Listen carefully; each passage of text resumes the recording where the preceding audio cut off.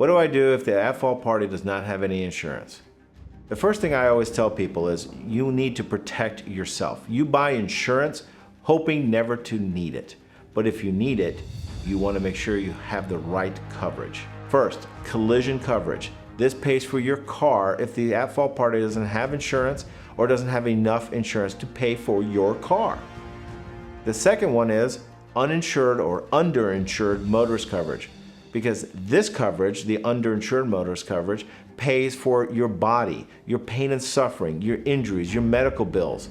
You're not at fault in this accident, and you shouldn't be responsible for somebody else's injuries. You're the one who's going to be paying these medical bills because you're the one who's responsible for those medical bills.